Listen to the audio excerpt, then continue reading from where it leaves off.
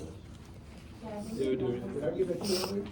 Yeah. Okay, well, I gave you this one definitely dated February 12th. Everybody see if they got that, please. Oh, yeah. Dated February 12th, 2013. Okay, I'm sorry. Anybody, if you got it, okay, give it back to me because I use this for other purposes. Great. Thank you, Charlie. Tell me that. Another moment, and we'll open it up to discussion, friends. And the ultimate purpose is. So, folks, I would also ask that you read this for tomorrow, and this is about, basically about Lincoln's sort of despondent nature, battle with depression, melancholy. We'll talk some about that tomorrow and how he leaned into that. Okay. All right, who's got question A, the preface question? Who's got that one? Go. Read it and get us started, please. So the question was, what seemed to have caused Lincoln's spiritual growth? We kind of just talked about how, what it says on the bottom of page 4, about how his daughter passed away, and he kind of was going through a lot of like difficult times. It's actually his son. He had 4 sons, which is Willie. But go ahead, go. His son, and like how he was going through a lot of tough times, and the person who was preaching at his funeral kind of talked about like God and faith, and then on the topic of God it says the idea that God's purpose could prevail through tragedy became integral to Lincoln's faith. So I guess like he just found that faith could like help him through a lot of the stuff he was going through. Okay. All right. And as is the case with all of us, our beliefs evolve over time. Faith evolves over time, and this was very much the case with Lincoln. What do you think caused him to begin to get to that point of view that you just talked about? Obviously, there's tragedies in his life, and he had a lot of things. The death of his son, Willie, February 1862. Arguably, Willie was the son most like him, and they were very, very close. But can you think of other things that might have caused him to get to the point of view you just described? I don't know, maybe like besides like his family, like what was going on in like the U.S. like the Civil War. Yeah. Okay. It's just the horror going on around him. Okay, we'll come back to that. Okay. All right. Anything to add to that? No, that was kind of Okay. Who's got the forward questions? We'll start us off on that. Go ahead. So what causes did Lincoln attribute the pain and suffering for the Civil War? Okay.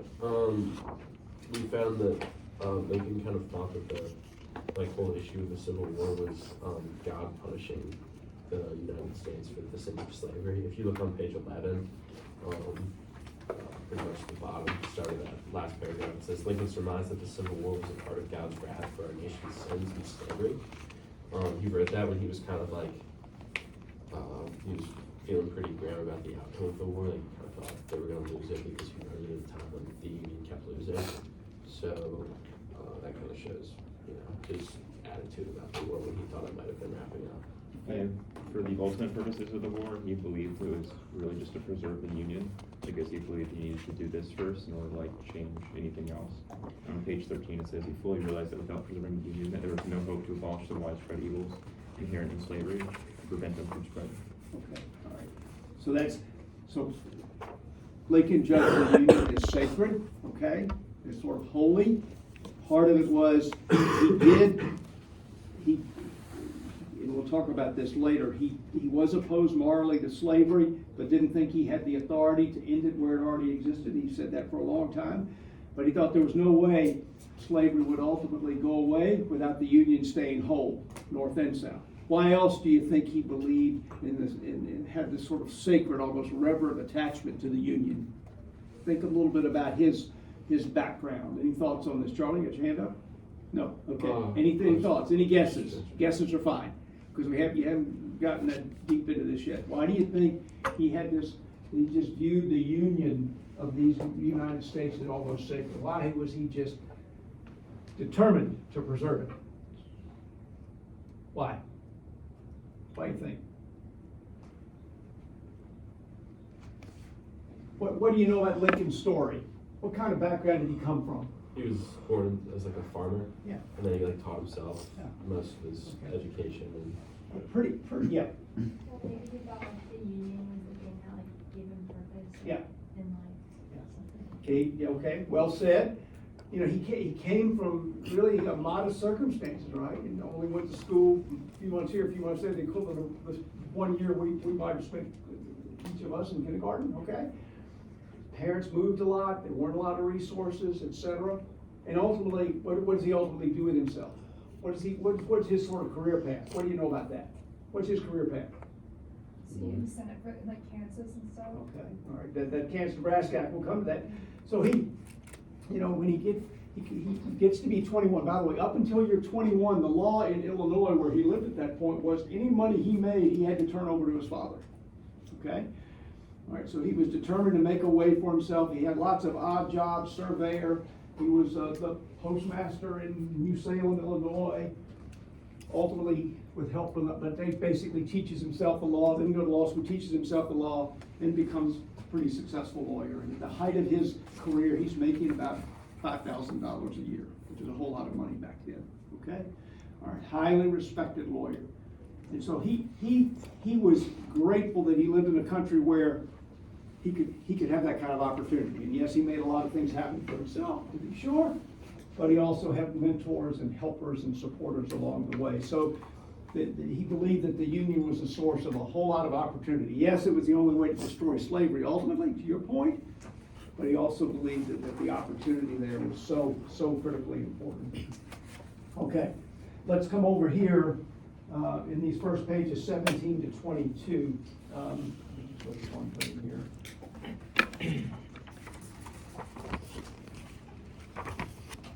Folks, look at the first page and forward, page 7, down the second paragraph. And again, this is based on a book that was written in the 70s. You see where it says a total of 529,000 died from a population that numbered only 32 million. Historians have upped that number several times just because of technology and research. The number is now 750,000 dead. All right, that's the total on both sides, Confederate Union. And I think I've mentioned to you before, if you added up every battlefield death since the Civil War, it doesn't come close to 750,000. So add up the number of American lives lost: Spanish-American War, World War I, World War II, Korea, Vietnam, Iraq, Afghanistan. You go through the whole list, we still haven't lost 750,000. Just to put this in perspective, okay? And as many people died of battlefield wounds as they did of subsequent infections, right? Because obviously medical science wasn't then what it is today. All right, who's going to take the first one, the dilemma that Lincoln identified for Eliza Gurney and her fellow Quakers? Who's going to take that one over here? Who got that? Okay, go read the question and get us started, please. What dilemma did Lincoln identify for Eliza Gurney and her fellow Quakers? So we found on page 18 that he talks about like what to do like when multiple principles or morals clash. He says like the difficulty was not that of following a moral principle at first thought. The difficulty was that of knowing what to do when there is more than one principle and one principle. All right, and what are those principles for a Quaker? Where are Quakers really conflicted over the Civil War? What are the principles within their belief system that are clashing? What are those principles? What are they? What do the Quakers believe in, but they're conflicting with one another in these circumstances, in the circumstances of the Civil War? Where's the conflict? What are the two fundamental beliefs of the Quakers? Okay. Look at page 18, about halfway down through the first part of that. Okay. Eliza Gurney, amazingly devoted, pious, reverent, serious Quaker. Okay. And this is a message. It says in this message, read from there till the break in the page, to where the swords are, will you? In this message, right here, starting right there. Okay. In this message addressed to a private person, Lincoln expressed succinctly something of the anguish which he sensed in others, and which reflected his own inner turmoil. Your people, he wrote, have had and are having a very great trial. On the on principle and faith opposed to both war and oppression. They can only practically oppose oppression by war. The difficulty was not that of following a moral principle at personal cost. The difficulty was that of knowing what to do when there is more than one principle and when principles clash. So in your own words, what are the principles clashing within the Quaker philosophy, within the Quaker faith? Yeah. They think slavery is wrong, but they also think like war is not peaceful at all, and it's also wrong. Okay. So they're opposed to slavery, but they're also opposed to war. And what is Lincoln saying to these folks? He's saying he appreciates that, but what? It's like the lesser two evils. Yeah, well, it's that. But he's saying in order to end slavery, what has to happen? We got to fight this war. We got to subdue the Confederates. And that obviously runs right up against a fundamental principle of the Quakers. Okay? If we adhere to nonviolence, slavery will continue to exist for some interminable time. Okay? Go back to the previous page, the public crucible. Okay? Will somebody read in this group over here where it says Lincoln's greatness was revealed? Read until I tell you to stop. Who will read that? Go. Lincoln's greatness was revealed in its fullness only at the end of the story. After months of turmoil, not merely in the nation, but in his own mind, while he remembered primarily for his difficult political decisions, which kept the Union intact. No. Which kept the Union intact. The more we studied them, the more we realized that all of them were reached at a level far deeper than that of politics.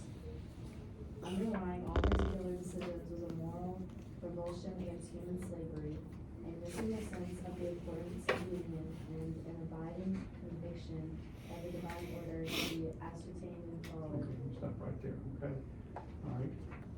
So you see, I don't think, have we read it? I don't know, I probably read this. We read some paragraph. stuff after it.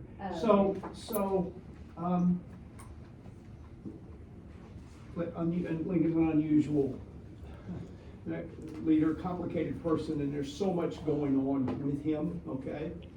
He has a real internal conflict. He's really expressed this since 1854 when the Kansas-Nebraska Act was passed. He clearly has strong moral objections to slavery, okay? All right, but he does not believe that he has the authority, even as president, to tamper with slavery where it exists. He's just hoping over time it will die a natural death, all right? Okay, and there are a couple of reasons. Why do you think he believes that? Why does we know about the moral opposition to slavery. It's present in lots of his writings, but he's saying, I still don't have the authority to tackle it where it exists. Why do you think he believed that? Any thoughts on that? Why would he not go after slavery? Why didn't he say right at the start of the war, our goal is to end slavery? He didn't do that for a while. Maybe because he's also like a big believer in like the values in the Declaration of Independence, and he believes like these men, it's like some like unalienable right for them to have this like property. Okay, that may have been part of it. Okay. Any other thoughts on why he felt like Lincoln can't go after slavery where it exists? Any other thoughts on why he felt he couldn't do that? Do you think there might have been some political reasons for that? And if so, what might they have been? Yes. It might be too hard to like truly end slavery where it is, whereas if you just preserve the Union, that might have been easier to get support. Okay.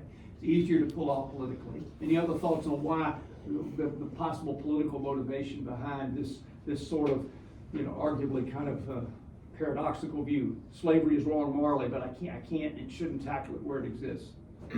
His first statement for the first half of the war was, I am not coming after slavery. I am merely wanting to stop this rebellion in the South.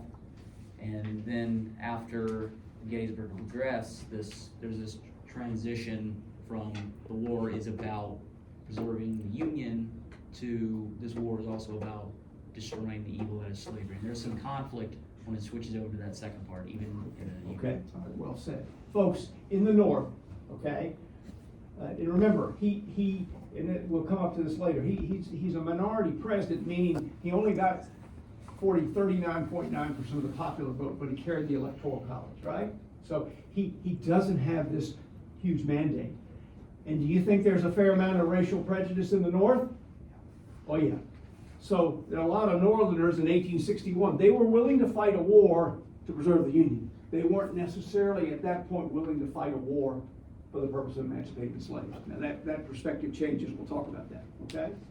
All right. What about,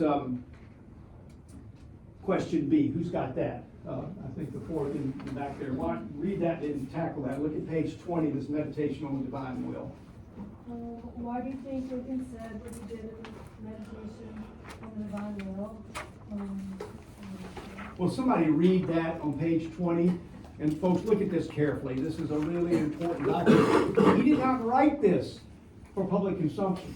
This is him talking to himself, wrestling with himself. His secretaries found it after he died, after he'd been assassinated. So this is not something that he sent to Congress. This is not something that he sent to cabinet. It's not something that he put out there in the newspapers, okay?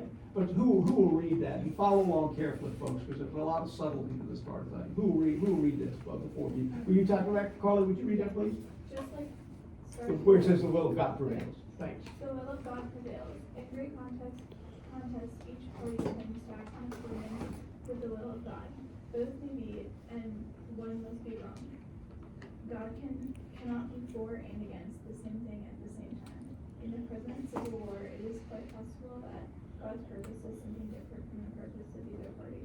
And yet the human instrumentalities working just as they do are of the best adaptation to effect his purpose. I am almost ready to say this is probably true, that God wills this contest and wills that it shall not end yet. By his mere quiet power on the minds of the now contestants, he could neither save or destroy the Union without a human contest. Yet the contest began, and having begun, he could give the final victory to either side any day, yet the contest proceeds. So what's he saying here? Somebody put that into his or her own words. What's he saying here?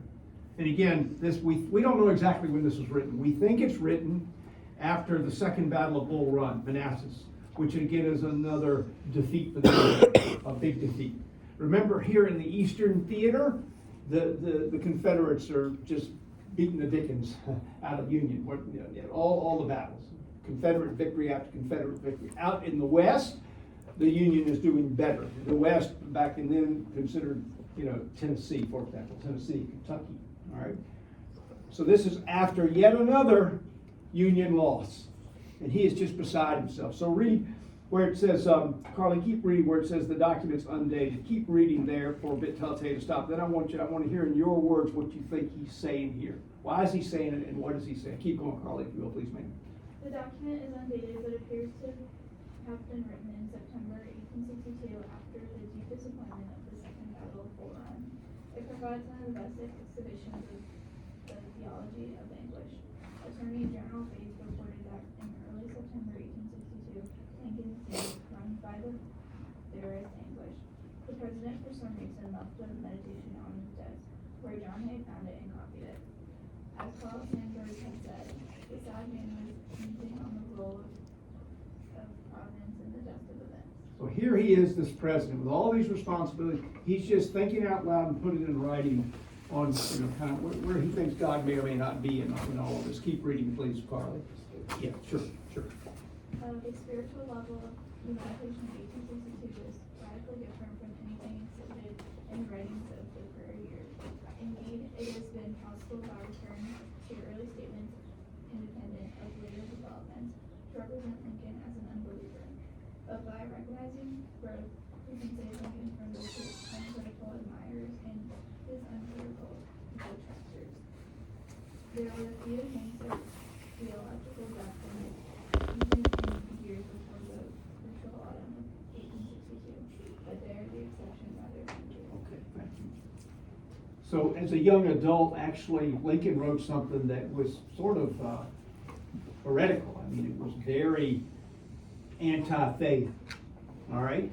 And a friend of his destroyed it because he knew Lincoln had some political aspirations, and he was afraid that if the word got out about this document he'd written, it would just torpedo his chances for political success. All right, so there's an incredible journey here from arguably being a bit of an unbeliever to obviously coming to a place of great faith. But look back at 20. What's he saying there? The will of God prevails. What is this telling us about his faith, about his view of God? What does this telling us? What does this tell us? Who's got some thoughts? It's a complicated document. Yes, Rudy. Yep. He doesn't think that like God's like rooting for either the Union or the Confederacy, and he kind of thinks that God's plan could be above both of their causes of like slavery or like pro or against slavery. Okay, all right. What else? Well said. What else? Well, he's kind of saying that like God has the power to intervene at any moment and like fix any of these issues, or stop the war from happening, or even like stop it before, but he like lets it happen. Okay. And how's he saying he as a human being has to respond to this? What are his choices in terms of how he responds to really not, one, the will of God prevails, meaning what? First sentence, the will of God prevails. What is he saying there? What's he saying there? Put that in your own words. What's he saying? The will of God prevails. God's plan is above everything else's. Exactly. All right. So what's he saying here as to his, as just a flawed human being who's not God, as to what he's supposed to do in the midst of all this? Not knowing what God wants, the will of God prevails. What's he saying is his role? Okay?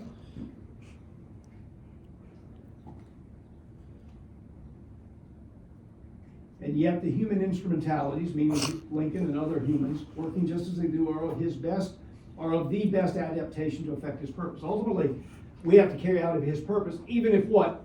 Even if what? We're here to carry out God's purpose, even if what? Even amid what? Not knowing what God really wants, right? Right? Okay. All right, so this you see a real kind of deepening of his kind of soulfulness and faith here, okay? All right.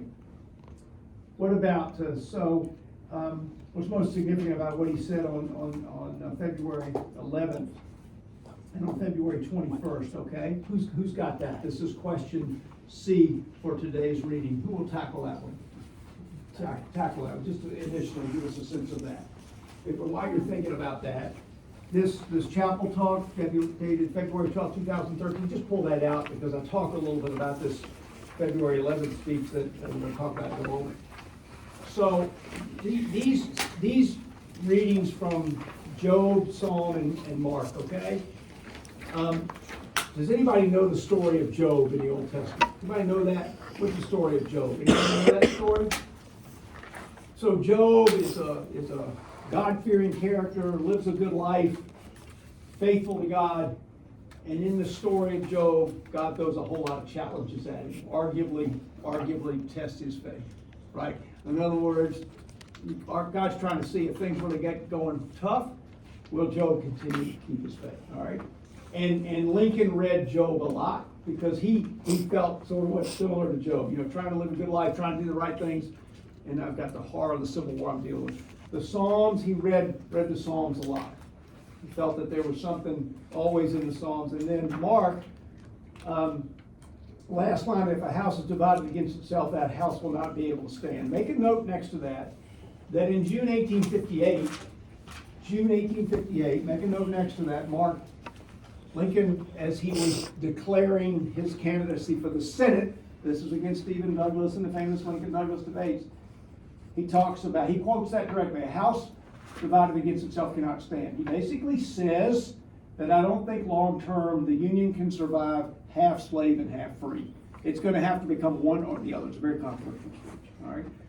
So these, just know that these things have some direct relevance, if you will, to Lincoln. Again, read that chapel talk carefully for tomorrow, all right? Okay, second row paragraph, page 21, if you'll read that, and then we'll talk about it a little bit. Where does it start? 21, second row paragraph, thus in the emotional party, Springfield Railroad Station. Thus, in the emotional party at the Springfield Railroad Station on February 11, 1861, Lincoln rose at least temporarily to a great height.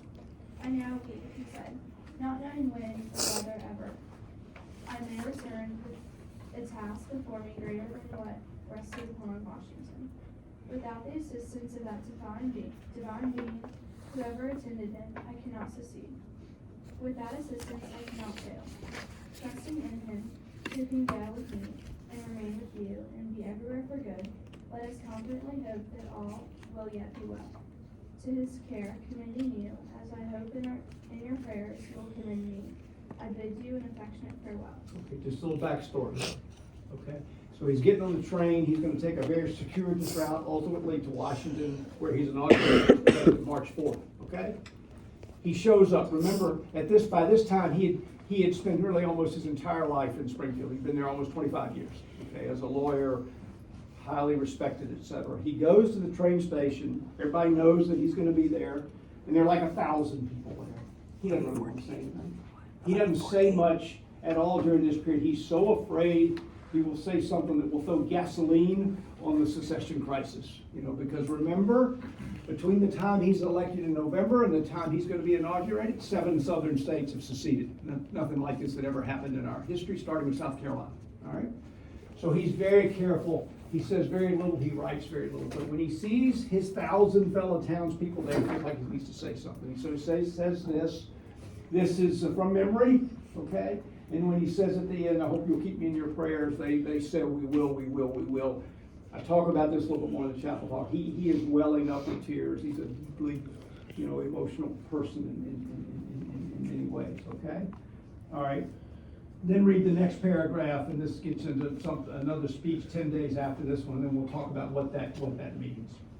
On the long journey to Washington, with numerous stops over a period of 11 days, the president-elect made many brief addresses, most of which are not really notable. An exception is provided in the unexpected phrase, depicting Americans as God's almost chosen people, which was uttered at Trenton on February 21st, 1861. Here the idea of a national vocation receives one of its first clear expressions. The sentence, which includes the surprise twist, is, I am exceedingly anxious that this Union, the Constitution, and the liberties of the people shall be perpetuated in accordance with the original idea for which that struggle was made. And I shall be most happy indeed if I shall be an humble instrument in the hands of the Almighty, and of this, his almost chosen people, for perpetuating that object of that great struggle. Almost chosen people. Well, what does he mean by that, you think? We don't know for sure, but what do you think he means? Okay. I want to be a humble instrument in the hands of the Almighty, and of this, his almost chosen people, for perpetuating the object of that great struggle. He's hearkening back to the Revolutionary War. The great struggle where we earned our independence from Britain. Almost chosen people. What does he mean by that? Almost chosen people. Yeah. They have this massive feat of winning the Revolutionary War and how all these great values in the Declaration of Independence and the Constitution and stuff. And they almost have this perfect display of democracy, but now they're faced with this big crisis that's kind of taking it away from their once perfection, perfect society. What's the problem, friends, with just saying chosen people as opposed to almost chosen people? If you were to say his chosen people without the qualifier in front of an almost, what do you think the problem is with that? To where he's referring to us as Americans as his chosen, meaning God's chosen people. He's almost chosen. It doesn't say fully chosen. It's that you're comparing them on the level of God. Yeah, okay. Which is wrong. Okay. All right. Yeah. So he recognizes our human foibles, our lack of full chosenness, if you will. Okay. All right. Above that, where it said, here the idea of a national vocation, receive one of the first clear. What's national vocation? What does that mean? First of all, what does vocation mean? We've talked about this term a little bit before. And make a note of that in your glossary, a really important term. What does vocation mean? We've talked a little bit about this before. What does vocation mean? What is vocation? It's like a calling, okay? What are, in today's world, 2024, what are typically considered vocations? If you look at professions, and you look and say that is obviously a vocation, what comes to mind? By the way, every profession can be a vocation if it's approached in the right way, but generally speaking, what are those categories of work that are considered vocations? Yeah. Like a preacher. Preaching, ministerial work. Like a doctor. Doctor. What else? What else? What else would be considered vocations? Joining the military. Military, service to our country. Okay. What else? A lot of people feel called to serve in the military. Yes, sir. What are other sort of callings? What are other vocations? What else? Missionary work, service work, teaching. working for a not-for-profit, okay, those kinds of things. So what's the idea of a national vocation? What's the author mean by that? That's this notion of a nation sort of having a calling, a vocation. So what would that be, and how does that relate to this address and Lincoln's particular posture and point of view? What does that mean? What for him is the vocation of the nation, the calling of the nation as a whole? And this gets back to why he is so passionate, so reverential toward the Union. Why? Why? We talked about it a little bit before. Why does he think our country has a kind of a vocation? Why? You know? Yeah. Okay, guys, pick your papers up right here.